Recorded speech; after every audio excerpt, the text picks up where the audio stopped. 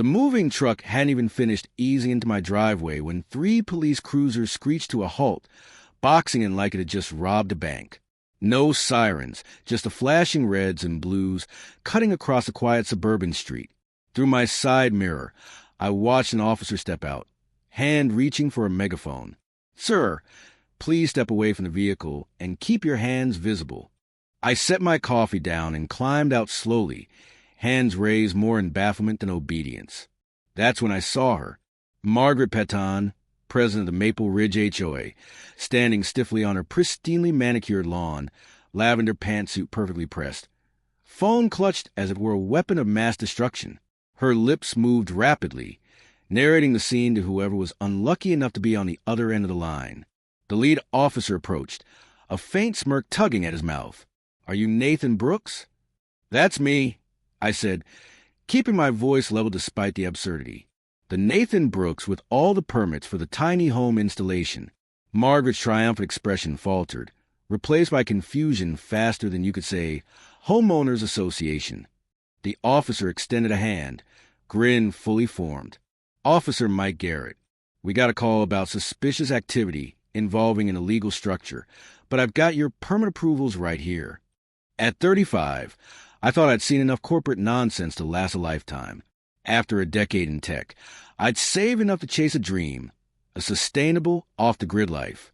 Buy a small plot, set up an eco-friendly tiny home, work remotely, and minimize my carbon footprint. My lot on Cedar Creek Lane technically fell within the Maple Ridge subdivision, but crucially, it wasn't subject to HOA rules. A grandfather clause from a long-forgotten property dispute. That detail, I would soon realize, was going to be my lifeline. Margaret Peton had ruled Maple Ridge HOA with an iron fist wrapped in velvet for 15 years. At 58, she treated the neighborhood like her personal kingdom, dictating grass height, mailbox colors, even precise angle for displaying American flags. She once fined a family $200 because their garden gnome was facing the wrong direction. I wasn't moving in with a party house or a commercial operation, just a professionally built, visually appealing tiny home that met every county code. To anyone else, it looked like a quaint cottage. To Margaret, it was a declaration of war. The trouble began 2 weeks before my scheduled move-in. I was on the property, leveling the foundation, when Margaret appeared like a suburban specter, clipboard in hand, disapproval radiating off her in waves. "Excuse me," she said, her tone implying she had never excused anyone in her life. "What exactly do you think you're doing?" I straightened up. "I'm Nathan Brooks. I own this lot." Her eyes narrowed behind designer glasses. "This is a traditional single-family neighborhood. We have standards." "Good thing I'm not part of your HOA," I replied politely, returning to my work. The silence that followed was so thick it could have been spread on toast. When I looked up again, she was furiously typing on her phone, summoning flying monkeys or checking property records, or both. "This won't stand," she declared, stalking off on her sensible heels. Over the next 2 weeks, Margaret launched a full-scale campaign of suburban warfare. Letters arrived daily, each one more creatively threatening than the last. They ranged from vague warnings about maintaining neighborhood character to citations of HOA bylaws that didn't even apply to my property. Then came the in-person harassment. She'd appear whenever I was on the lot, phone out, recording everything while providing running commentary.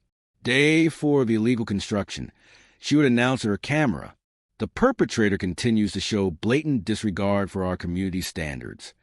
She even organized a so-called emergency neighborhood meeting. Complete with a slideshow titled "Tiny Houses Equal Tiny Values." The slides featured doctored photos that made my future home look like a dilapidated shack. According to my soon-to-be neighbor Tom, who attended out of curiosity, Margaret actually claimed tiny homes attracted undesirable elements and could compromise the moral fabric of Maple Ridge. The Thursday before my move-in, she tried a new tactic. I pulled up to find my lot surrounded by orange cones and caution tape, topped off with a large handmade sign, "Construction halted by HOA." I called the county inspector, who confirmed no such order existed and seemed more amused than concerned. "Is this Margaret Petton again?" he sighed. "That woman has called our office 17 times this month."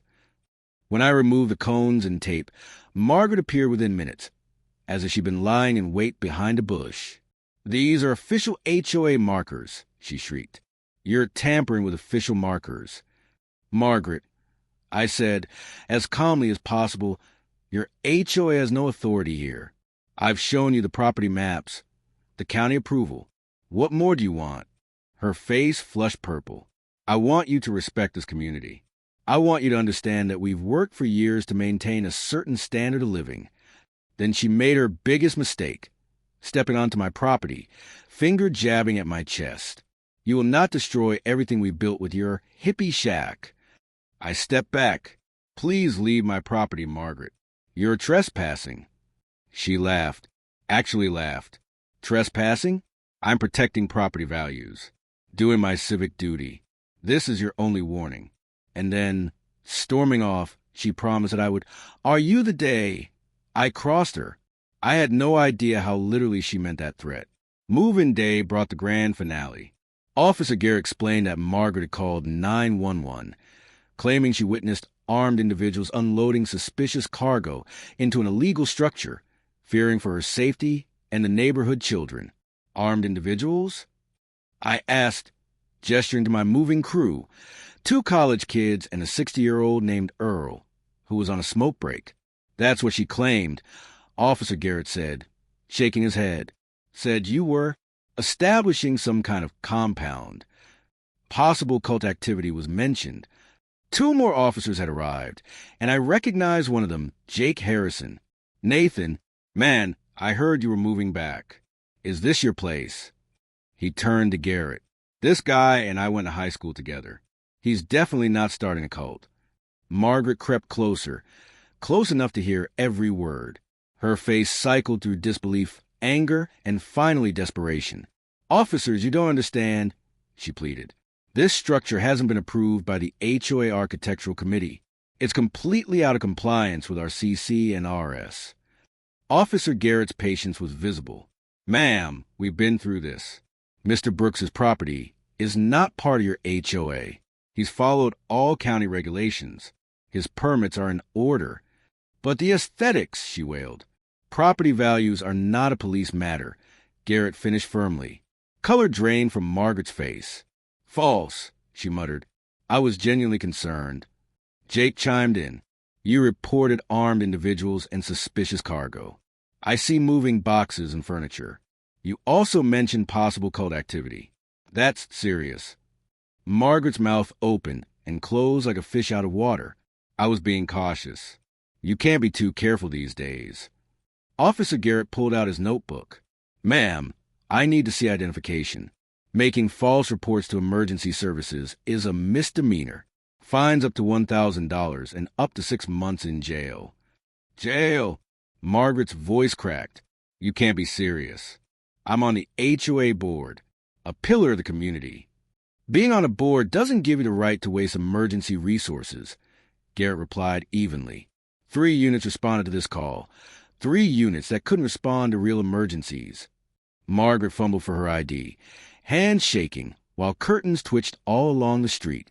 Neighbors peeked out, including Tom, who gave me a subtle thumbs up. "I demand to speak to your supervisor," she tried, flailing for authority. "That can be arranged," Garrett said.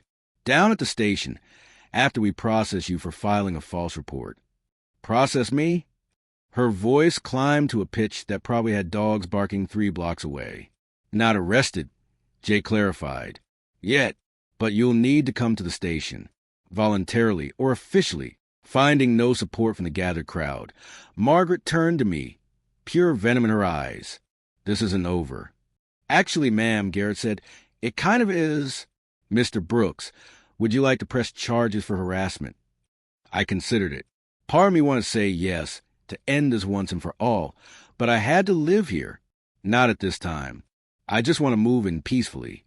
Margaret was led to a police car, her protests echoing across the neighborhood. "This is persecution.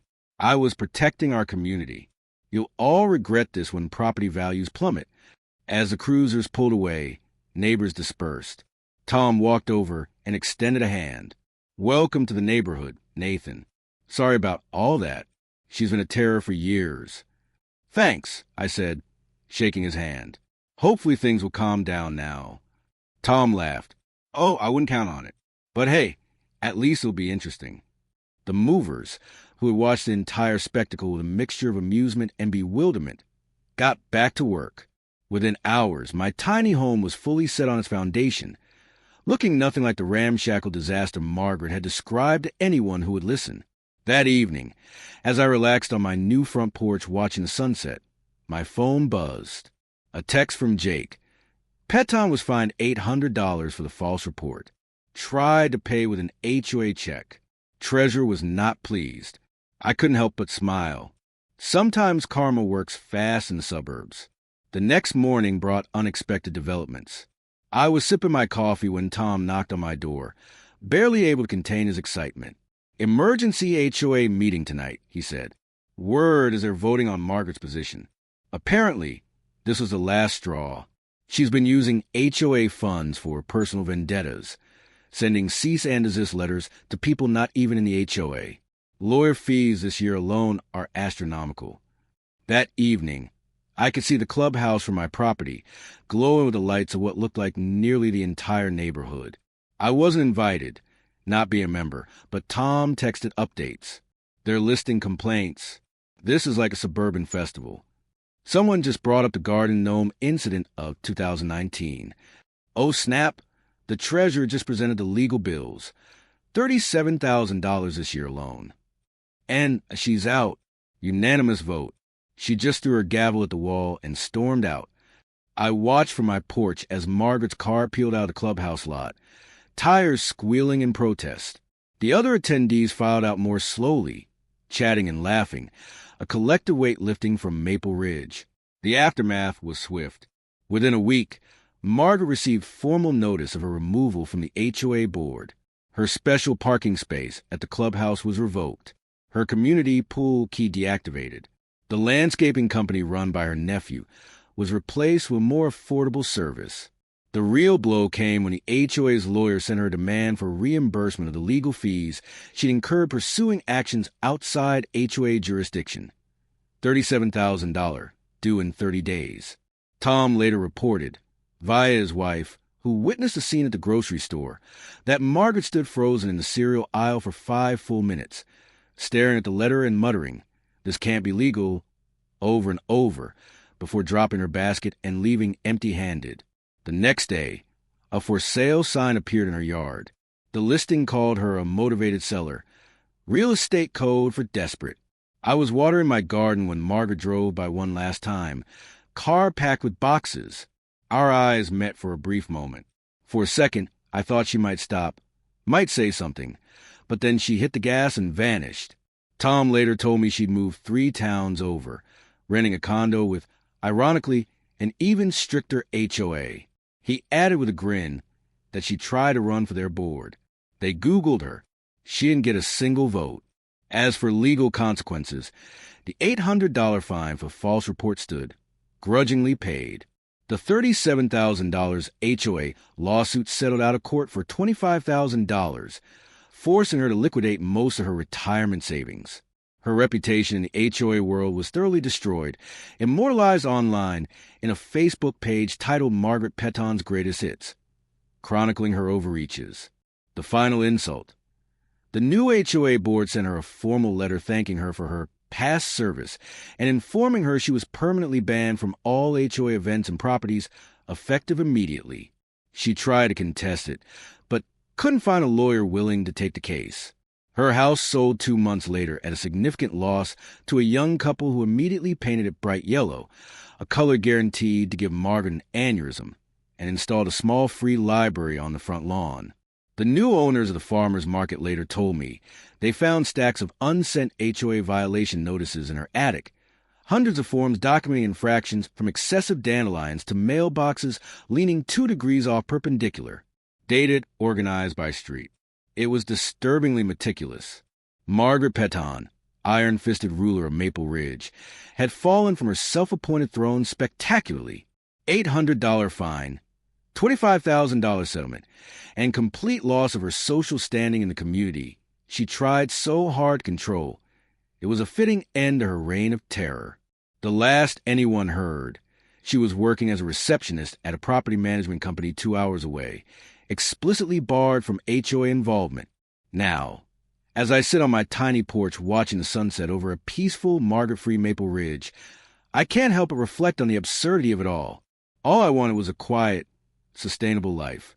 Instead, I got a front row seat to the meltdown of a suburban dynasty. The new HOA board even sent me a fruit basket with a note. Thanks for your patience during our recent transition.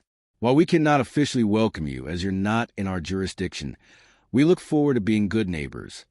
Sometimes, the universe has a sense of humor about justice. And sometimes that justice comes with an $800 fine, a $25,000 settlement, and the utter humiliation of a petty tyrant running for the hills.